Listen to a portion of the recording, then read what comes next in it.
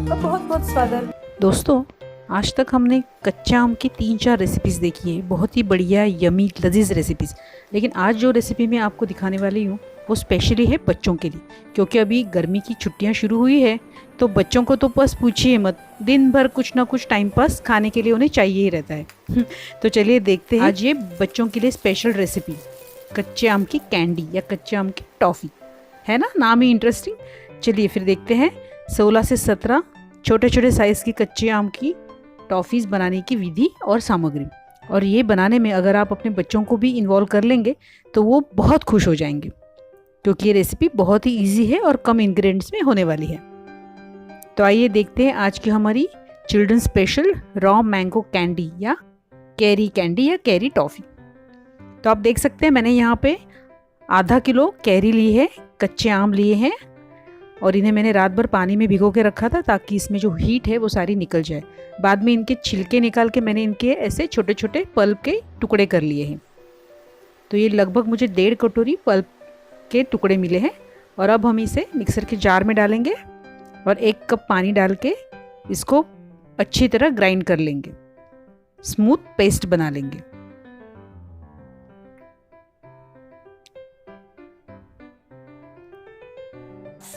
तो हो गई हमारी कच्चे आम की पेस्ट रेडी। अब इसे हमें अच्छे से छान लेना है। तो छलनी में ये मिश्रण को डाल के इसे अच्छी तरह से ऐसे हिलाते हुए इसका पानी निकाल लीजिए। और ऊपर ये जो पल्प और फाइबर बचेगा इसे आप फेंक सकते हैं, क्योंकि आज जो हम कच्चे आम की टॉफ़ी बनाने वाले, कैंडी बनाने वाले, इसके लिए हम इसके पानी का ही इस्तेमाल करने वाले हैं।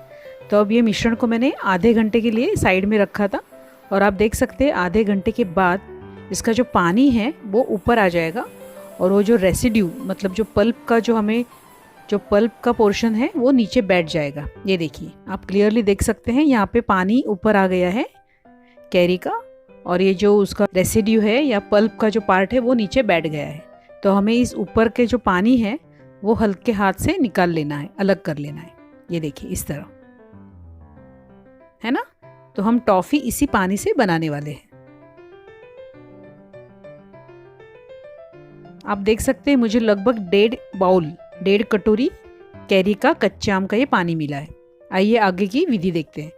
मैंने स्लो गैस पे ये नॉनस्टिक कढ़ाई रखी हुई है और जिसमें मैंने अभी शक्कर डाली है और 2-3 चम्मच पानी के डाले हैं। और अभी शक्कर को हमें अच्छी तरह से डिज़ोल्व कर लेना है।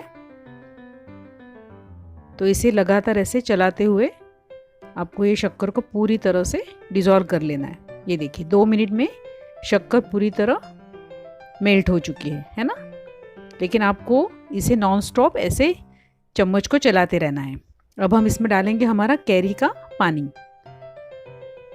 और 3-4 ग्रीन फूड कलर के ड्रॉप्स, क्योंकि बच्चों को कलर वाली चीज़ें बहुत पसंद होती है। हम ये ग्रीन कलर इसमें डालेंगे। आप चाहे तो आपका कोई भी दूसरा फेवरेट कलर यूज़ कर सकते हैं।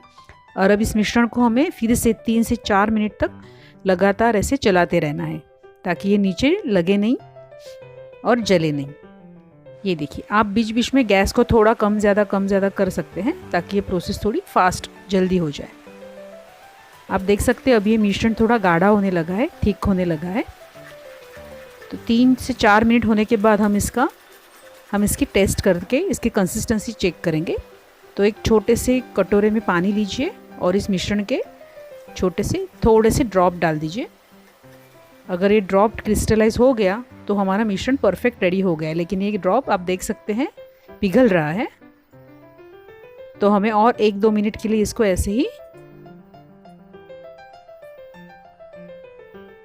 चलाते रहना है। अब इसमें हम डालेंगे आधा टेबलस्पून ब्लैक सॉल्ट, काला नमक और आधा टेबलस्पून रोस्टेड जीरा पाउडर। ये दोनों चीज़ों का बहुत ही बढ़िया फ्लेवर हमारे टॉफ़ी में आएगा।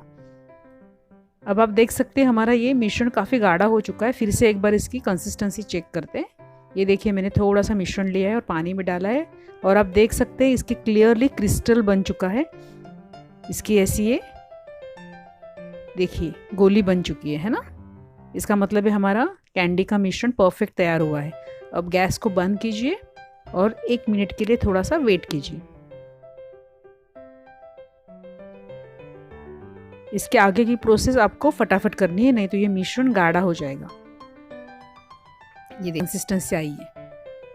अब आपके पास अगर सिलिकॉन के मोल्ड होंगे चॉकलेट के लिए जो हम यूज़ करते हैं, वो आप ले सकते हैं। और इस मोल्ड में आपको ये मिश्रण हमें भरना है।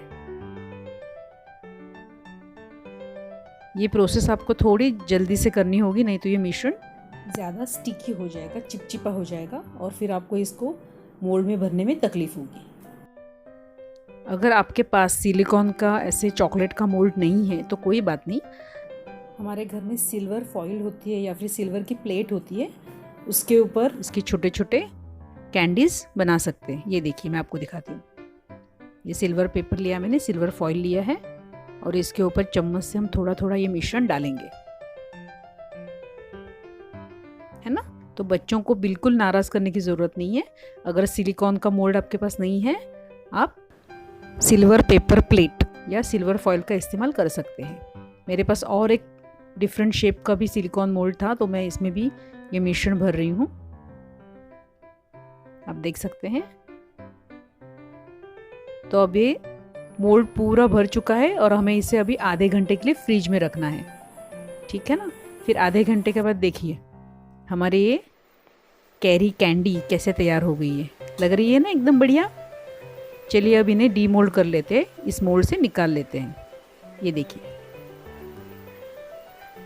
है ना एकदम आसान और इंटरेस्टिंग रेसिपी। ज़रूर ट्राई कीजिएगा और बच्चों को भी इसमें इन्वॉल्व कीजिएगा। इन कैंडीज़ को निकालने के बाद आपको प्लास्टिक के पेपर में इसे रैप करना है और फिर से फ्रीज में रखना है। अगर आप इसे बाहर रखेंगे तो ये मेल्ट हो जाएंगी। ये सिल्वर फॉइल वाली टॉफ़ीज़ को भी हम निकाल लेते हैं। ये देखिए, लग रही है ना एकदम बढ़िया। चलिए फिर कैरी का सीज़न ख़त्म होने के पहले ये बच्चों की special carry candy, carry toffee recipe ज़रूर कीजिएगा और मुझे बताइएगा कैसे बनी थी। मैं आती रहूँगी आपसे मिलने बहुत सारी इंटरेस्टिंग रेसिपीज़ के साथ। तब तक स्वस्थ रहिए, मस्त रहिए, खाते रहिए और गाते रहिए। खाता रहे मेरा दिल। उर्वीज़ किचन हिंदी को आपने अगर सब्सक्राइब नहीं किया है तो ज़रूर कीजिएगा, शेयर कीजिएगा, लाइक कीजिएगा। Thank you. चटपटी और मज़ेदार रेसिपीज़ देखने के लिए उर्वीज़ किचन हिंदी को सब्सक्राइब कीजिए और बेल आइकॉन का बटन प्रेस कीजिए। Thank you.